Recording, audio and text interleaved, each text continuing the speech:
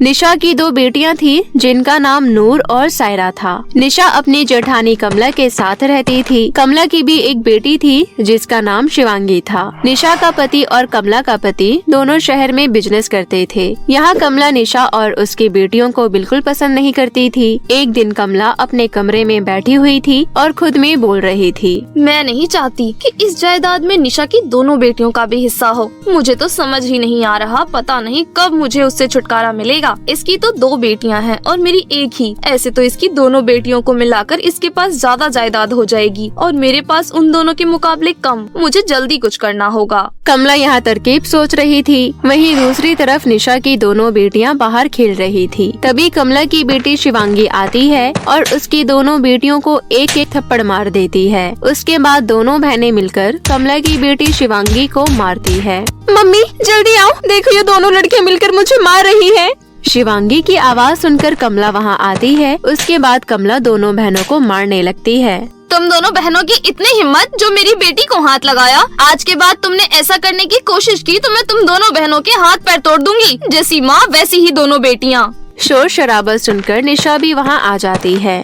Mummy ताई जी ने हम दोनों को मारा। देखिए दीदी, तीनों बच्चे आपस में खेल रहे थे, इसलिए बच्चों ने आपस में लड़ लिया होगा। आपको इस तरह मेरी बेटियों को हाथ नहीं लगाना चाहिए था। तू क्या चाहती है? ये दोनों मिलकर मेरी बेटी की पिटाई करें और मैं इन्हें कुछ न बोलूं? अपनी बेटियों को कुछ संस्कार दिया कर। इतना बोलकर कमला अपनी बेटी को वहाँ से लेकर चली जाती है। कमला के जाने के बाद निशा अपने मन में सोचती है, आजकल देख रही हूँ दीदी छोटी छोटी बात पर मुझे और मेरे दोनों बच्चों को कुछ न कुछ बोलती रहती है। मैं आज ही इसके पापा को सब बताऊंगी, फिर वो भाई साहब से बात करेंगे। निशा उसी वक्त अपने पति को फोन करके सारी बात बता देती है। निशा का पति अपने बड़े भाई को सारी बातें बताता है। अगले दिन कमला का पति उसे फोन करता है और बोलता है, अरे कमला, मैं ये सब क्या सुन रहा हूँ? कल मोहन ने मुझे बताया कि तुमने उनके दोनों बेटियों पर हाथ उठाया और यहाँ तक कि निशा को भी भला बुरा कहा।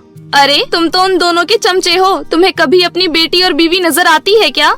अरे तुम ये कैसी बातें बोल रही हो? बोलने से पहले थोड़ा सोच तो लिया करो।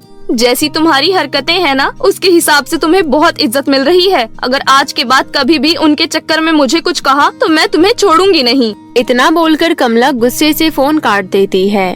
निशा की वजह से आज मेरे पति ने मुझे इतना सुनाया है। आज से पहले कभी ऐसा नहीं हुआ था। इसका बदला तो मैं निशा से लेकर रहूंगी। इस तरह कमला निशा से बदला लेने की सोचती है। कुछ दिन बीत जाते हैं और एक दिन कमला निशा से कहती है, निशा, बच्चे अभी ट्यूशन गए हैं, चल बाहर से घूम कर आते हैं। नहीं नहीं दीदी, बच्चों के आने का टाइम हो गया है। वैसे भी मुझे घर में बहुत सारा काम है, इसलिए मैं सोच रही हूँ कि मैं काम कर लूँ। देख ना निशा, बाहर कितना अच्छा मौसम हो रहा है। मेरा बाहर घूमकर गोलगप्पे खाने का बहुत मन कर रहा है। अगर तू मेरे साथ चलेगी तो मुझे बहुत अच्छा लगेगा। लगता है तू अभी तक उस दिन की बात से गुस्सा है, इसलिए मेरे साथ नहीं जा रही है। अरे नहीं नहीं दीदी, उस दिन की बात तो मैं उसी वक्त भूल गई थी। अच्छा ठीक है, चलो चलते हैं। उसके बाद दोनों बाहर घूमने जाती है। कमला निशा को एक बड़ी सी नदी के पास लेकर जाती है। दीदी, ये नदी तो दिखने में कितनी बड़ी और सुंदर है। इतना बोलकर निशा नदी के नजदीक जाती है। तभी मौका देखकर कमला निशा को धक्का दे देती है। निशा की नदी में डूबकर मौत हो जाती है। अब ये मेरे रास्ते में कभी नहीं आ पाएगी। और रही बात इसकी दोनों बेटियों की, तो अब मैं उन दोनों का कितना बुरा हाल करने वाली हूँ, किसी ने सोचा भी नहीं होगा। इतना बोलकर कमला घर जाती है। थोड़ी देर बाद बच्चे ट्यूशन से आ जाते हैं। नूर कमला से कहती है, ताई जी, मम्मी कहीं नजर नहीं आ रही है, आपने कहीं देखा है क्या? मुझे क्या पता तेरी मम्मी कहाँ है। तेरी मम्मी को मैं अपनी साड़ी के पल्लू में बांध कर रखूंगी क्या? नूर और सायरा आसपास के घरों में जाकर अपनी मम्मी को ढूंढने लगती है, लेकिन दोनों बहनों को उनकी मम्मी कहीं नहीं मिलती। दोनों बहनें बहुत रोने लगती है और उन्हें रोता हुआ देख कमला बहुत खुश हो रही थी। इस तरह 2 दिन बीत जाते हैं और दोनों बहनें रोती रहती है। तभी कमला दोनों बहनों के पास आती है और बोलती है, ये क्या इतने दिनों से रोना धोना लगा रखा है? उठो जल्दी और घर के कामों में लग जाओ। अगर घर का काम नहीं किया तो तुम दोनों की हड्डी पसली तोड़ दूंगी। लेकिन ताई जी, हमारी मम्मी कहाँ है? 3 दिन हो गए हैं और अभी तक उनका कुछ पता नहीं चला। अरे भाग गई होगी किसी के साथ, तभी तो कहीं नहीं मिल रही है। आप झूठ बोल रही हो, हमारी मम्मी कभी ऐसा नहीं कर सकती है। आप बहुत गंदी हो ताई जी। सायरा की ये बात सुनकर कमला को बहुत गुस्सा आता है और वो सायरा को पीटने लगती है। रुक जाइए ताई जी, मत मारिए उसे, अभी वो छोटी है। तुम दोनों मुझे ज्यादा गुस्सा मत दिलाओ और निकल जाओ मेरे नजरों के सामने से। मैंने कहा ना जाकर घर का काम करो, अब बहुत हो गया तुम्हारा टाइम पास। दोनों बहनें रोते हुए घर का सारा काम करने लगती है। कुछ दिनों बाद शहर से दोनों भाई लौटते हैं। कमला निशा के पति से कहती है, पता नहीं देवर जी, 4-5 दिनों से निशा का कुछ पता नहीं चल पा रहा है। हमें पुलिस को इस बारे में जाकर बताना चाहिए और हमें उनकी मदद लेनी चाहिए। ये आप कैसी बातें कर रहे हो देवर जी? निशा कोई छोटी बच्ची तो नहीं थी जो कहीं खो गई हो। जहाँ गई है अपने मन से ही गई होगी। ये सब सुनकर निशा का पति बहुत दुखी हो जाता है। एक दिन रोते रोते दोनों बहनें उसी नदी के पास चली जाती है जहाँ कमला ने उनकी माँ को धक्का देकर मार डाला था। मम्मी कहाँ चली गई आप? प्लीज वापस आ जाओ मम्मी, ये ताई जी बहुत बुरी है, आपके बिना हम दोनों नहीं रह सकते हैं। तभी वहाँ पर निशा की आत्मा प्रकट होती है और बोलती है, मेरी बच्चियों, मैं यही हूँ, लेकिन मैं तुम दोनों को नजर नहीं आ सकती हूँ।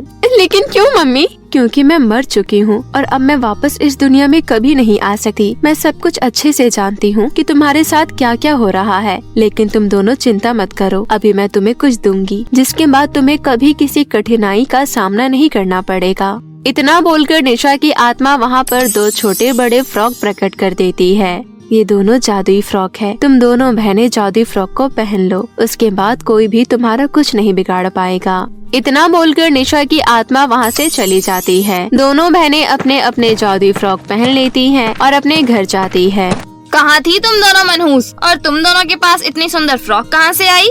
हे जादुई फ्रॉक, इस औरत की असलियत मेरे पापा के सामने लेकर आओ। उसके बाद जादुई फ्रॉक वहाँ रखे शीशे में उस दिन की सारी घटना दिखाती है। ये सारी घटना देखकर निशा का पति और कमला का पति हैरान रह जाते हैं। भाभी, मुझे तो लगता था कि आप बहुत अच्छी हो और मेरे दोनों बच्चों का बहुत ख्याल रखती हो, लेकिन आपकी वजह से ही मेरे बच्चों के सर से उसकी माँ का हाथ गया है। मैं आपको कभी माफ नहीं करूँगा। इतना बोलकर अंकित पुलिस को फोन करता है। थोड़ी देर बाद पुलिस आती है और कमला को अपने साथ ले जाती है। इस तरह कमला को अपने की सजा मिल जाती है। उस दिन से दोनों बहनें अपने पिता और अपनी माँ की दी हुई जादुई फ्रॉक के साथ हंसी खुशी रहने लगती है। चटोरी परी। पृथ्वीलोक से दूर परियों की दुनिया में बहुत सारी परियां रहा करती थी। वहीं खुशी नाम की एक परी भी रहती थी जिसे खाने पीने का बहुत शौक था। वो अक्सर पृथ्वीलोक पर जाकर वहाँ के गोलगप्पे, मोमोज, छोले भटूरे इत्यादि चीजें खाया करती। रानी परी के मना करने के बावजूद भी खुशी परी नहीं मानती थी। खुशी परी, मैंने तुम्हें कितनी बार मना किया है ये सब चीजें नहीं खाते। ये सब तुम्हारी सेहत के लिए अच्छा नहीं है। क्या रानी परी, मैं कहाँ खाती हूँ कुछ, कभी कभी ही तो खाती हूँ। अच्छा, तुम रोज अपनी सहेलियों के साथ पृथ्वीलोक पर जाती हो और वहाँ के जंक फूड खाती हो। अब से तुम्हारा पृथ्वीलोक पर जाना बंद। क्या? नहीं नहीं रानी परी, ऐसा मत करिए। मुझे कुछ नहीं सुनना, मैंने एक बार बोल दिया सो बोल दिया। इतना कहकर रानी परी वहाँ से चली जाती है। रानी परी के मना करने के बावजूद भी खुशी परी नहीं मानती और वो रोज शाम को अपनी सहेलियों के साथ पृथ्वीलोक पर जाया करती। अरे देखो गोलगप्पे वाला, चलो गोलगप्पे खाते हैं। खुशी परी और उसकी सहेलियां मजे से गोलगप्पे खा रही होती है। तभी उस गांव के मुखिया के बेटे विजय की नजर उन परियों पर पड़ती है। विजय खुशी परी को देखता है तो देखता ही रह जाता है। उसकी खूबसूरती में वो खो जाता है। वो जैसे ही खुशी परी से बात करने जाता है तभी खुशी परी वहाँ से चली जाती है। विजय फिर अगले दिन वहाँ खड़ा होकर परी का इंतजार करता है। अगले दिन फिर खुशी परी अपनी सहेलियों के साथ पृथ्वीलोक पर आती है और वहाँ के चटपटे चीजों का लुत्फ उठाती है। विजय सोचता है, आज तो मैं इनसे बात करके ही रहूंगा। ये सोचकर विजय परी के पास जाता है और कहता है, एक्सक्यूज मी, मेरा नाम विजय है। मैं आपको कई दिनों से देख रहा हूँ। आपको चटपटी चीजें खाने का बहुत शौक है लगता है। आइए मैं आपको अपने गांव के सबसे मशहूर भेलपुरी खिलाता हूँ। उसे एक बार खाएंगे तो आप हमेशा याद रखेंगे। विजय की बात सुनकर खुशी परी सोचती है, वाओ भेलपुरी, मैंने आज से पहले भेलपुरी नहीं खाई। चलो आज इसका भी स्वाद चख लेते हैं। और आज तो खुद चीजें मेरे सामने चलकर आई है। मैं मना कैसे करूं भला। और चलो। विजय खुशी परी को भेलपूरी के ठेले पर लेकर जाता है। वहाँ दोनों बहुत मजे के साथ भेलपूरी खाते हैं और घंटों बातें करते हैं। अब इसी तरह खुशी परी और विजय मिलने लगे और साथ में समय बिताने लगे। उसी गांव में विश नाम की एक चुड़ैल रहती थी जिसकी परियों से बहुत दुश्मनी थी। उसे जब पता चलता है कि परी लोग की परियां यहाँ खाने पीने के लिए आती है तो वो चुड़ैल एक योजना बनाती है। वो एक बूढ़े व्यक्ति का रूप धारण करके ठेले पर पानी पूरी लेकर बेचने निकल पड़ती है। जब खुशी परी की नजर पानी पूरी पर पड़ती है तो वो खुद को रोक नहीं पाती और पानी पूरी खाने लगती है। चुड़ैल पहले से ही पानी पूरी में नशीली पदार्थ मिला दी थी। जब खुशी परी पानी पूरी खाती है तो उसे चक्कर आने लगते हैं और वो थोड़ी देर बाद बेहोश हो जाती है। चुड़ैल उसी मौके का फायदा उठाकर उसे अपने गुफा में ले जाती है और बहुत खुश होती है। अब मैं इस परी का खून पीकर और भी ज्यादा शक्तिशाली हो जाऊंगी और जवान भी। इधर विजय खुशी परी का इंतजार करता है परंतु खुशी परी उसे नहीं मिलती। अरे कितनी देर हो गई, कहाँ रह गई खुशी परी आज।